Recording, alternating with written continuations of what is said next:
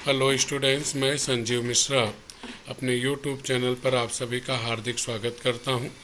आशा करता हूं आप सब स्वस्थ मस्त और अपनी पढ़ाई में पूरी तरह व्यस्त होंगे। विद्यार्थियों, आज हम सब पढ़ेंगे पाठ 6 बंटी। इसकी लेखिका हैं मनु भंडारी जी। Welcome students. पाठ 6 बंटी, लेखिका मन्नू भंडारी जी। यह हमारा दूसरा वीडियो है। इस वीडियो में हम लोग जितना पहले वीडियो में पहले भाग में पढ़े थे उसके आगे पढ़ेंगे। अब तक हम लोगों ने पढ़ा कि बंटी एक छोटा सा बच्चा है, चौथी कक्षा में पढ़ता है। गर्मी की छुट्टियों के बाद उसका स्कूल खुला है, वह बहुत प्रसन्न है, ताजगी का अनुभव कर रहा है, घर भर में नाच रहा है, अपनी मम्मी को अपने ज़रूरी सामानों को लाने की बात कर रहा है। साथ ही साथ में कौन जो सामान ज़रूरी हैं उनको लेकर के जल्दी से बैग में लेकर के वह बस के लिए कॉलेज के फाटक पर भागकर खड़ा हो गया। उसकी मम्मी पीछे ही छूट गई। वह बस में बैठा तो उसके सारे दोस्त मिल गए और आपस में चर्चाएं होने लगे, मस्ती होने लगी। सभी लोग बंटी को अपने पास में बिठाने के लिए उत्सुक दिखाई पड़ रहे थे। सभी की यह इच्छा थी कि बंटी उनके पास में बैठे। बस में बैठने के बाद सभी बच्चे जो हैं आपस में ज़ोर ज़ोर से बतियाने लगे। इतना तेज़ आवाज़ थी कि लग रहा जैसे भाजी मार्केट हो, सब्जी मार्केट, जहाँ पे सभी लोग अपने सामानों की, अपनी सब्जियों की कीमत इत्यादि बता रहे हैं, उसके गुणों को बता रहे हैं। वहाँ पे भी वैसे ही चलने लगा। सभी बच्चे अब किस तरह से उन्होंने गर्मी की छुट्टियाँ बिताई हैं उसके बारे में वे सब बताने लगे। सभी आपस में बता रहे थे तो बंटी का मन उचट गया और वह कुछ बोल नहीं रहा था, खिड़की से बाहर देख रहा था, किसी के प्रश्नों का कोई जवाब नहीं दे रहा था।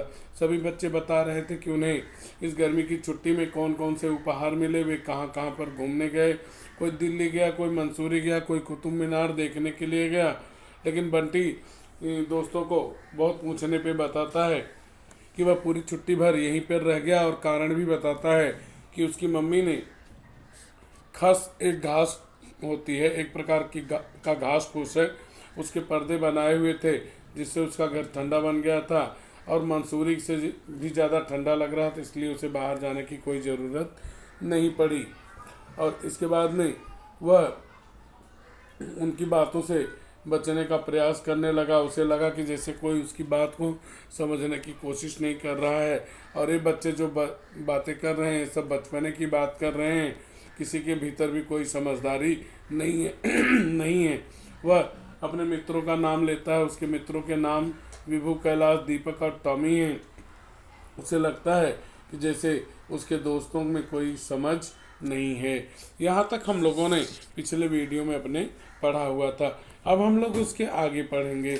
बस जब विद्यालय के फाटक पर आकर रुकी तो एक दूसरे को ठेलते पेलते बच्चे नीचे उतरने लगे। नीचे खड़े सर बोले, धीरे बच्चों धीरे, तुम तो बिल्कुल पिंजरे में से छूटे जानवरों की तरह। तो बंटी को लगा जैसे वह सचमुच ही किसी पिंजरे में से निकलकर आया है। बहुत दिनों बाद सामने विद्यालय का लंबा चौड़ा मैदान दिखाई दिया तो हिरन की तरह चौकड़ी भरता हुआ दौड़ गया। गर्मी का सूखा रेतीला मैदान इस समय हरी भरी घास के कारण बड़ा नरम और मुलायम हो रहा है, जैसे एकदम नया हो गया हो। अब यहाँ पर लेखिका छोटे छोटे बच्चों की मनोभावनाओं को प्रकट करती हैं। वे कहती हैं कि गर्मी की छुट्टियाँ लगभग 40-45 दिन की होती हैं, 1.5 से 2 महीने की। इतने दिन में बच्चे जगह जगह पर घूमने टहलने जाते हैं, अपने रिश्तेदारों के यहाँ, सगे संबंधियों के यहाँ जाते हैं। उनके घर वाले भी उनके लिए तरह तरह के उपहार लाते हैं। ऐसे में बच्चे थोड़ा ताजगी का अनुभव करते हैं, लेकिन कुछ समय के बाद उन्हें अपने स्कूल, अपने मित्रों की याद हो आती है। उन्हीं में से बंटी भी है। बंटी तो कहीं घूमने टहलने भी नहीं गया। इस कारण से उसे लग रहा था कि जैसे जानवर पिंजरे में कैद होते हैं, उसी तरह से बंटी भी जैसे पूरी गर्मी की छुट्टी कमरे में कैद पड़ा रहा, वह कहीं जा नहीं पाया। जिस समय उनकी बस विद्यालय के फाटक अर्थात गेट पर आकर के रुकी तो बच्चे अपने स्वभाव के कारण एक दूसरे को धकेलते हुए, धक्का मुक्की करते हुए नीचे उतरने लगे। यह बच्चों का स्वभाव होता है कि वे एक दूसरे को धकेलते हुए बस में चढ़ते और उतरते हैं। रेसेस में भी, आधी छुट्टी में भी वे अक्सर वॉशरूम जाने के लिए, पानी इत्यादि भरने के लिए भी धक्का मुक्की करने लगते हैं। छुट्टी होने पे घर जाने के लिए भी धक्का मुक्की करते हैं। ये जो बचपना है यह बच्चों का स्वभाव होता है और यही उन्हें बच्चा बनाती है। तो यहाँ पे ठेलते पेलते एक दूसरे, यह जो है आपका शब्द युग्म हो गया। साथ ही साथ में प्रश्न आपका बनता है कि बच्चे इस तरह से बस में नीचे उतरने लगे, एक दूसरे को ठेलते ढकेलते बच्चे नीचे उतरने लगे। बस यहाँ आकर के रुकी, उत्तर हुआ विद्यालय के फाटक के पास आकर के रुकी। अगला आपका जो प्रश्न है वही चीज़ कि एक शिक्षक जो होता है वह बड़ा जिम्मेदार होता है, उसके पास ऊपर बहुत सारी जिम्मेदारियां होती। चाहे कोरोना के समय में वह जगह जगह जाकर के कोरोना की जांच करता है, घर घर में जाके पोलियो के ड्रॉप पिलाता है, या इलेक्शन की ड्यूटी करता है, या कोई भी कार्य है तो शिक्षकों को सौंप दिए जाते हैं।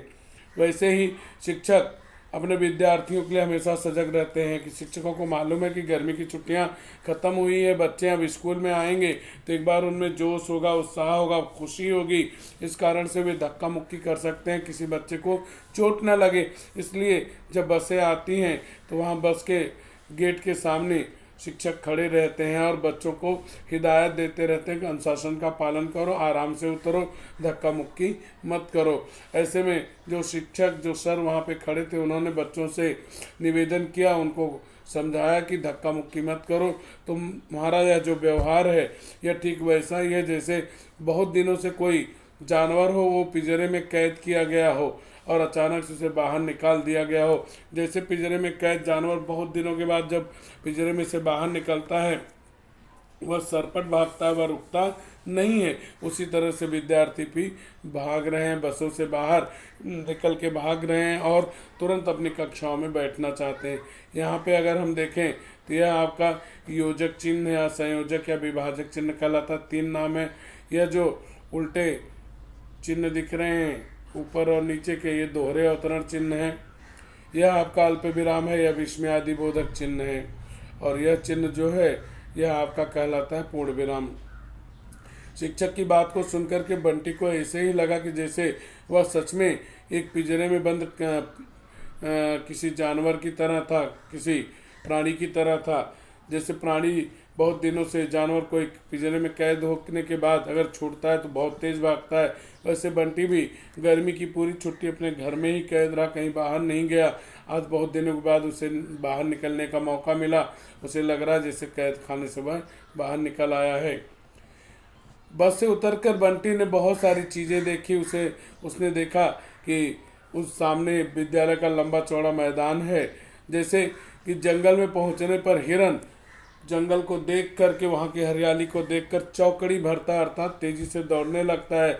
वैसे ही बंटी के मन में आया कि यह लंबा चौड़ा मैदान जो है उसके दौड़ने के लिए वह वहाँ पे दौड़ना चाह रहा था। गर्मी के मौसम में वह मैदान सूखा और रेत से भरा हो जाता है, घास उसकी सूख जाती है और वहाँ पे जो रेत बिछाई गई है, रेती, वह दिखाई पड़ने लगती है। रेतीला में जो है ईला प्रत्यय है, रेत प्लस ईला, ईला प्रत्यय लगा हुआ है। रेत दिखाई पड़ने लगती है। लेकिन गर्मी का मौसम बीत गया, बारिश का मौसम आया, इस कारण से वहाँ पे नर्म घास आ गई है जो कि मुलायम मुलायम है और जो उसको ताज़ा बनाए हुई है। घास की विशेषताएं क्या हैं? नरम और मुलायम। नई कक्षा, नई किताबें, नई कॉपियाँ, नए सर, नए सर, इतने सारे नयों के बीच बंटी जैसे कहीं से नया हो आया है, नया और प्रसन्न। तो यहाँ पे प्रश्न बनता है, बंटी इन बातों के कारण नया और प्रसन्न अनुभव कर रहा था। तो उत्तर होगा एक बॉक्स में नई कक्षा, दूसरे में नई किताबें, तीसरे में नई कॉपियाँ, चौथे में नए सर। तो जब बच्चे एक क्लास से दूसरी क्लास में जाते हैं तो बहुत सारा परिवर्तन होता है। उन्हें एक तो नई क्लासरूम मिलती है, नई किताब मिलती है, नई कॉपियाँ मिलती हैं, नए शिक्षक मिला करते हैं। इतनी नई सारी चीज़ें पाने के बाद बच्चों के अंदर जोश भर जाता है, वही हाल बंटी का भी हो गया। बंटी अत्यधिक प्रसन्न हो गया, खुश हो गया और उसको नयापन लगने लगा, अर्थात वह ताजगी का अनुभव करने लगा। गर्मी के समय में जो घर में कैद रहकर उसको बोरियत महसूस हुई थी, स्कूल आने पर वह ताजगी में बदल गया। हर किसी के पास दोस्तों को दिखाने के लिए नई नई चीज़ें हैं। जैसे ही घंटा बजता और नए सर आते, उनके बीच में खटाखट चीज़ें निकल आती। प्लास्टिक के पजल्स, तस्वीरों वाली डायरी, तीर रंगों की डॉट वाली पेंसिल। बस 1 मिनट के लिए शोर यहाँ से वहाँ तक तैर जाता। शोरगुल अर्थात जोर की आवाज़। तो बच्चे बहुत दिनों के बाद अपने दोस्तों से मिले थे और सभी के ने जो गर्मी की छुट्टियों में चीज़ें खरीदी थी दोस्तों को दिखाने के लिए, वे जैसे ही शिक्षक क्लासरूम के बाहर जाते वैसे ही वे नई नई चीज़ें दिखाने लगते हैं। यहाँ नई नई और नए नए ये शब्द युग में हैं। और शिक्षक के जाने और दूसरे शिक्षक के आने के बीच सभी विद्यार्थी फटाफट अपने बैग से सभी सामान निकालते, तो वे सभी एक दूसरे को प्लास्टिक के पजल्स दिखाते, तस्वीरों वाली डायरी दिखाते या 3 रंगों की डाट वाली पेंसिल दिखाते। 1 मिनट का समय होता है। 1 मिनट में बच्चे शिक्षक के जाने और आने के बीच में जोर से चिल्लाया करते थे। तो यहाँ पे प्रश्न बनता है, घंटा बजने पर बच्चे एक दूसरे को यह दिखाने लगते थे, तो वहाँ पे उत्तर यही होना है। एक बॉक्स में प्लास्टिक के पजल, दूसरे में तस्वीरों वाली डायरी, तीसरे में 3 रंगों की डॉट पेंसिल। यहाँ पे लेखिका ने बच्चों के स्वभाव का वर्णन किया हुआ है कि किस तरह से बच्चे जो हैं वे व्यवहार करते हैं। विद्यालय आने पर शिक्षकों के क्लासरूम से जाने और आने के बीच में किस तरह से वे शोर शराबा करते हैं, मौज मस्ती करते हैं। मेरे पास बहुत बड़ा वाला मैकेनो है, इतना बड़ा कि विद्यालय तो आ ही नहीं सकता। कोलकाता से आया है, कोई भी घर आए तो वह दिखा सकता है। सभी बच्चे जब अपनी अपनी सामग्री दिखाने लगे तो उस समय बंटी भी थोड़ा जिज्ञासु हो गया और उसने अपने मित्रों से कहा कि उसके पास बहुत बड़ा मैकेनो है। मैकेनो क्या होता है? एक प्लास्टिक की वस्तु होती है जिससे तरह तरह की चीज़ें आप बना सकते हैं। वो कहता है कि उसके पास बहुत बड़ा मैकेनो है और वह इतना बड़ा है कि उसको स्कूल लाना संभव नहीं है। इस कारण से वह मैकेनो विद्यालय लेकर नहीं आ पाया है और बताता है कि वह मैकेनो आया कहाँ से है? कोलकाता से लाया गया है। कोलकाता कहाँ है? पश्चिम बंगाल में है। यहाँ प्रश्न क्या बनता है? प्रश्न यह बनता है कि बंटी के पास खेलने की का यह साधन है मैकेनो। मैकेनो यहाँ से आया हुआ है, कोलकाता से आया है। एक क्षण को उंगलियां एक दूसरी पर चढ़ी और फिर झट से हट भी गई। कुछ नहीं होता। कोई उसके घर आएगा तो वह जरूर बताएगा मैकेनो। सब लोग अपनी चीज़ों को दिखा दिखा कर कैसा इतरा रहे हैं, शान लगा रहे हैं और वह बात भी नहीं करे। तो इतराना अर्थात अभिमान दिखाना, घमंड दिखाना। शान दिखाना मतलब वही घमंड दिखाना। जब सारे बच्चे अपने अपने सामानों को दिखा रहे थे, बंटी के पास मैकेनो था लेकिन वह बहुत बड़ा था, वह लेकर नहीं गया था। ऐसे समय वह मित्रों को कहता मेरे घर आओ तो दिखाऊं, लेकिन बच्चे जो हैं वो त्वरित काम में विश्वास करते हैं। वहाँ नहीं दिखाई पड़ा, इसलिए उसकी बात की तरफ किसी ने ध्यान नहीं दिया और उनकी इस बेरुखी से बंटी को बहुत ही बुरा लगा। वह सोचता है कि सब अपना अपना दिखा रहे हैं, झूठी शान बघार रहे हैं, इतरा रहे हैं और घमंड कर रहे हैं, गर्व कर रहे हैं। अगर वे सभी उसके घर पे आए तो वह उन्हें सारी चीज़ें अवश्य दिखाएगा। विभू तो शाम को आ जा अपने भैया के साथ, बहुत चीज़ें बनती हैं उसकी, पुल, सिग्नल, पवन चक्की, क्रेन। आगे वह अपने मित्र विभू से कहता है कि तुम मेरे घर में अगर आओ तो मैं तुम्हें सभी चीज़ें दिखाऊंगा और सभी चीज़ मैकेनो दिखाऊंगा और उससे बहुत सारी चीज़ें बन जाती हैं। जैसे मैकेनो से आप पुल बना सकते हैं, सिग्नल बना सकते हैं, पवन चक्की बना सकते हैं, क्रेन बना सकते हैं। आप जानते हैं पवन चक्की क्या होती है? जिससे हवा के माध्यम से जो है बिजली का निर्माण किया जाता है। तो यहाँ पे प्रश्न बनता है क्रेन से ये चीज़ें बनती हैं, तो उत्तर ये होगा, एक बॉक्स में पुल, दूसरे में सिग्नल, तीसरे में पवन चक्की और चौथे में क्रेन। अगला है कि शाम के समय बंटी इसके साथ में मैकेनो खेलने वाला था, उत्तर होगा विभू के साथ। यह अल्प विराम हुआ और यह पूर्ण विराम है, यह दोहरा अवतरण चिन्ह हो गया, यह अल्प विराम है। 3-3। ख्याल आया उसने भी तो अभी तक सब कुछ बनाकर नहीं देखा। तो यहाँ प्रश्न बनता है विभू को यह बंटी को यह ख्याल आया, उत्तर होगा कि उसने भी अभी तक मैकेनो से सब कुछ बनाकर नहीं देखा है। विभू आ जाए तो फिर दोनों मिलकर बनाएंगे, विभू नहीं भी आया तो वह खुद बनाएगा, यह भी कोई बात हुई भला? यह कौन सा विस्मयादिबोधक चिन्ह है? बंटी के मन में इस क्लास में बैठे रहने पर अनेक अनेक ख्याल आने लगे, जब सभी बच्चे अपनी वस्तुएं दिखा रहे थे कि अगर उसका मित्र विभू शाम को आता है तो उसके साथ मिलकर वह मैकेनो से अलग अलग चीज़ें बनाए, क्योंकि अभी तक उसने भी सारी चीज़ें बनाई नहीं है। फिर वह निश्चय करता है कि अगर विभू नहीं भी आता है तो वह अकेले ही बना लेगा। स्कूल की बातों से भरा भरा बंटी घर लौटा, खाली बस्ता भी नई नई किताबों से भरा हुआ था। तो यहाँ पे प्रश्न बनता है कि ये भरे हुए थे, तो बंटी का मन भरा हुआ था, दूसरा किताब बस्ता नई नई किताबों से भरा हुआ था। जब बंटी घर पे आया, बहुत दिनों के बाद स्कूल गया था, तो उस बातों के कारण उसका पूरा मन जो था वह भर चुका था। घर में उसे उतना बोलने की स्वतंत्रता या आज़ादी नहीं थी। स्कूल में पहुंचकर उसने खूब अपने मित्रों से बात की थी, इसके कारण से उसका मन भर गया था, बातों से भर गया था। यानी मन अब उसका खाली नहीं था, सूना नहीं था। साथ में उसके पास जो बस्ता था, बैग था, उसमें उसने नई नई किताबें भरी थी।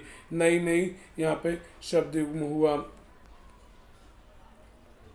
मम्मी अभी कॉलेज में है, उसके आने के 1 घंटे बाद घर आती हैं। बंटी दौड़कर फूफी को ही पकड़ लाया। फूफी मतलब बुआ, तो फूफी उर्दू में कहते हैं और हिंदी में बुआ कहा जाता है। तो जिस समय बंटी घर पहुंचा तो उस समय उसकी माँ कॉलेज गई थी, संभवतः कॉलेज में वह लेक्चरर थे। और जब बंटी स्कूल से घर आता है तो उसकी बंटी के घर आने के 1 घंटे बाद उसकी माँ कॉलेज से आया करती हैं। माँ के 1 घंटे देरी से आने के कारण ही बंटी को खाने पीने की वस्तुएं चाहिए होती हैं। ऐसे में वह बगल में ही रहने वाली अपनी फूफी को पकड़ कर लाता है।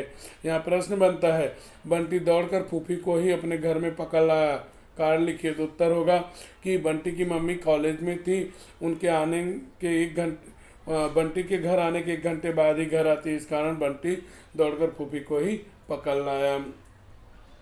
यहाँ पर परिच्छेद में आए हुए रिश्ते, तो एक हुआ मम्मी और दूसरा हुआ फूफी, ये दोनों रिश्ते होते हैं।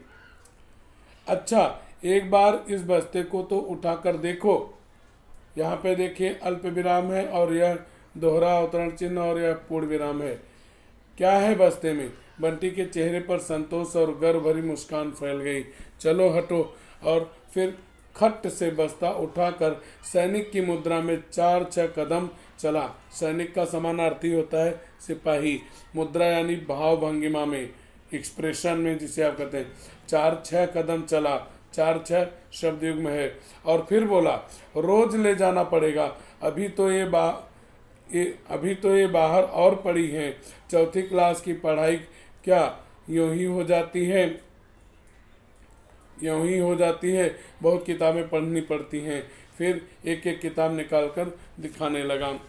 अब यहाँ पर बंटी जो एक छोटा बच्चा है, 4th कक्षा में पढ़ता है, उसके भाव को, उसके विचारों को, उसके मन की अवस्था को लेखिका ने यहाँ बताया है कि घर पहुँचा, माँ नहीं थी, बुआ को बुला के लाया। और वह धीरे धीरे उसकी बुआ ने जब पूछा इन वस्तुओं में क्या है, तब बंटी के चेहरे पर संतोष और गर्व अर्थात स्वाभिमान की भावना दिखाई पड़ने लगी और वह मुस्कराने लगा। अपना बैग उतार कर रख दिया और जिस तरह से सैनिक चलते हैं, चहलकदमी करते हैं, परेड करते हैं, उसी तरह से चला और बताया कि इनमें जो है उसकी 4th क्लास की किताबें हैं। 4th क्लास में बहुत सारी पढ़ाई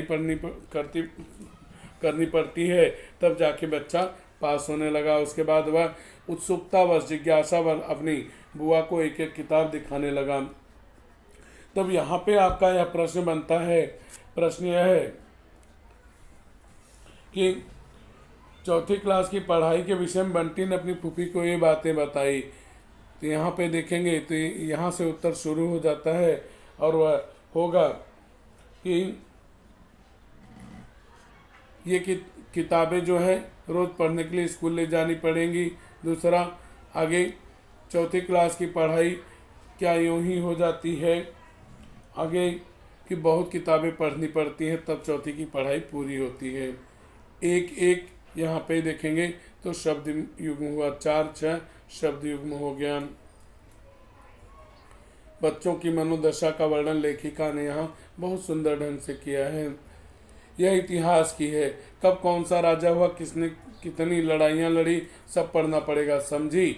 इतिहास की किताब वह निकालता है बंटी और अपनी बुआ को दिखाता है कि इसमें इतिहास में यह बातें होती हैं कि किस काल में किस युग में किस समय से किस समय तक कौन सा राजा हुआ इस धरती पर, उसने कौन कौन सी लड़ाइयाँ लड़ी। तो प्रश्न बनता है कि इतिहास की किताब के बारे में बंटी ने यह बातें बताई, तो उत्तर होगा कौन सा राजा कब हुआ, किसने कितनी लड़ाइयाँ लड़ी। यह भूगोल है, यह सामान्य विज्ञान, यह एटलस है। एटलस क्या होती है, जिसमें मानचित्र इत्यादि होते हैं।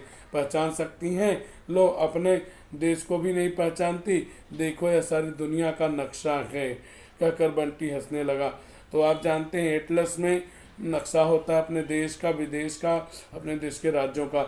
यहाँ पे आपका संजाल बनता है कि बंटी ने अपनी फूफी को ये चीज़ें दिखाई, अपनी बुआ को ये चीज़ें दिखाई, ये पुस्तकें दिखाई। तो वहाँ पे होगा इतिहास, भूगोल, सामान्य विज्ञान और एटलस, या फिर परिच्छेद में आई हुई पुस्तकों के नाम इतिहास, भूगोल, सामान्य विज्ञान और एटलस। अगला प्रश्न है कि एटलस में ये चीज़ें होती हैं, देश और दुनिया का नक्शा होता है। अगला प्रश्न बनता है, बंटी हंसने लगा, कारण लिखिए। क्योंकि उसकी मौसी अपने देश को भी नहीं पहचानती थी, नक्शे में अपने देश को नहीं पहचानती थी। बंटी को यूँ हंसते देख फूफी एक टक मतलब लगातार एक बिना पल के झपकाए उसका चेहरा देखने लगी, कुछ इस भाव से जैसे बहुत दिनों बाद बंटी को देख रही हो। फिर गदगद स्वर में बोली, गदगद अर्थात प्रसन्न होकर, हाँ भैया, मेरी तो रसोई ही मेरा देश है और देश दूस मैं नहीं जानती। हुए होंगे राजा महाराजा, मेरा तो बंटी भैया ही राजा है। आगे जब बंटी हंसने लगा तब उसकी फूफी ने कहा कि एक जो गृहिणी होती महिला होती है वह घर की रसोई को अपना देश समझती है और किसी देश विदेश के बारे में नहीं जानती है। उसके परिवार के सदस्य उसके घर के राजा महाराजा हुआ करते हैं। तो यहाँ पे प्रश्न आपका बनता है, प्रश्न यह बनता है यही पहली लाइन से कि बंटी को हंसते देखकर फूफी ने गदगद स्वर में यह बातें कही। तो यहाँ से उत्तर होगा, हाँ भैया, मेरी तो रसोई ही मेरा देश है और देश दूस में नहीं जानती। हुए होंगे राजा महाराजा, मेरा तो बंटी ही भैया ही राजा है। अगला प्रश्न बनता है, फूफी ने बंटी को यह कहा तो राजा कहा। अब इस बूढ़े तोते के दिमाग में कुछ नहीं घुसता भैया।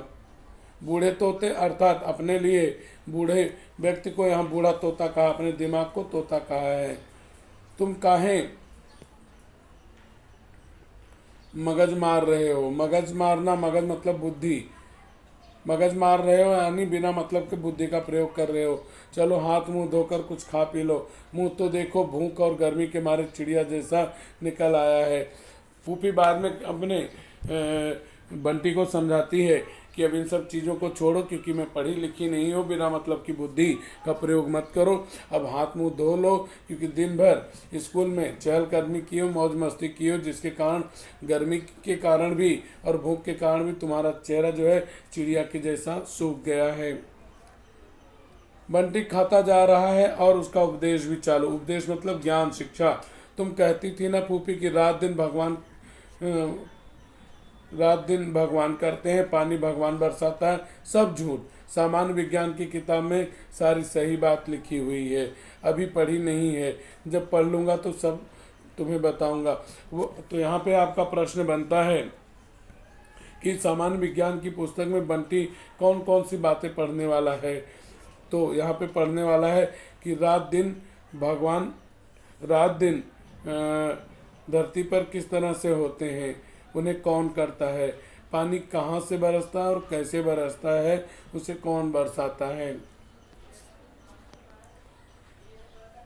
तो हम कौन इस स्कूल में पढ़े बंटी भैया, बस अब तुमसे पढ़ेंगे, अंग्रेजी भी पढ़ाओगे हमें। यहाँ स्कूल और अंग्रेजी, यह अनपढ़ जो पढ़े लिखे नहीं होते हैं, कम जानकार होते हैं, इस तरह से उच्चारण करते हैं अशुद्ध रूप में।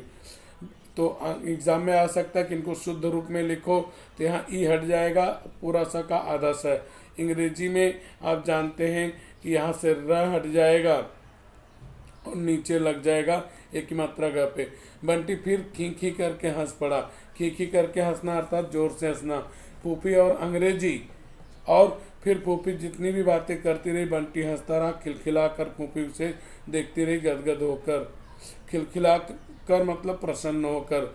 जब मम्मी आई तो बंटी ने ही सारी बातें दोहराई, उतने ही उत्साह और जोश के साथ। वो विद्यालय में क्या क्या हुआ। बंटी ने अपनी माँ को इनकी बातें बताई। विद्यालय में क्या क्या हुआ, यह प्रश्न बना। इस चिन्ह को क्या कहेंगे, प्रश्नवाचक चिन्ह। विभू ने दिल्ली जाकर क्या क्या देखा, मम्मी उसे कब ले जाकर दिखाएंगे। और फिर उसी झोंक में कह गया, मैंने सबको अपने मैकेनों के बारे में बता दिया, यदि शाम को विभू आया तो उसे दिखाऊंगा भी। फिर एक क्षण को मम्मी की ओर देखा, मम्मी वैसे ही मंद मंद मुस्करा रही। मंद मंद अर्थात धीमे धीमे, यह आपका शब्द युग्म हो गया। मुस्करा रही, कुछ भी नहीं, वह बेकार डरता रहा इतने दिनों। खेलने से क्या होता है भला। और उसने स्कूल से आकर अपनी, जब मम्मी आई 1 घंटे बाद, तो मम्मी को भी सारी बातें बताई। यह भी बताया कि मित्र कहाँ पर गए थे, कैसे गए थे, और यह भी बताया कि उसने अपने मित्र विभू को भी बुलाया है अपना मैकेनिक दिखाने के लिए। उसे डर लग रहा था कि उसकी माँ उसके ऊपर गुस्सा करेगी, नाराजगी व्यक्त करेगी, लेकिन ऐसा कुछ नहीं हुआ। मम्मी अब अपना काम सुन लो। तो यहाँ पे आपका प्रश्न बनने जा रहा है, आप सभी ध्यान दीजिएगा। अपना काम सुन लो, आवाज में आदेश भरा हुआ है, मतलब अपने माँ को आदेश दे रहा है। जैसे आज ही सारी किताबों और कॉपियों पर कवर चढ़ जाना चाहिए, ब्राउन वाला। ब्राउन वाला यहाँ पे अंग्रेजी में हुआ ब्राउन। यहाँ पे प्रश्न आपका क्या चल रहा है, प्रश्न यह चल रहा है कि बंटी ने अपनी मम्मी को क्या यह करने के लिए कहा या यह आदेश दिया। तो पहला हुआ कि सारी किताबों और कॉपियों पर ब्राउन वाला कवर चढ़ जाना चाहिए, नहीं तो कल सजा मिलेगी। हाँ, तुम सब काम छोड़कर पहले मेरा कवर चढ़ा देना। दूसरे बॉक्स में आया, फिर कवर के ऊपर सफ़ेद लेबल काटकर चिपकाने होंगे। जिस तरह से आप लोग नेम स्ट्रिप लगाते हैं, तो पहले के समय में नहीं होता था, तो सफ़ेद पेपर काटकर उसको चिपका देते, उसी बच्चे अपना नाम इत्यादि लिखते। तो दूसरा काम कौन सा कहा कि सफ़ेद लेबल काटकर चिपका देने हैं। तीसरा काम उन पर नाम और कक्षा लिखना होगा। तो बंटी ने अपनी माता को ये काम सौंपे, तो यहाँ पे एक ये हुआ, दूसरा यह हुआ सफ़ेद लेबल वाला लेबल काट कर चिपकाना, तीसरा उसके ऊपर नाम और कक्षा लिखना, खूब सुंदर वाली राइटिंग में जमा जमा कर लिखना, समझी। फिर उसी उत्साह और जोश में भरा भरा वह टीटू के यहाँ दौड़ा गया। तो यहाँ भरा भरा जमा जमा कर, यह जो है आपका शब्द युग में है। तो अंतिम में जब उसने माँ को काम समझा दिए, तो उसके बाद वह अपने मित्र टीटू के यहाँ दौड़ता हुआ चला गया।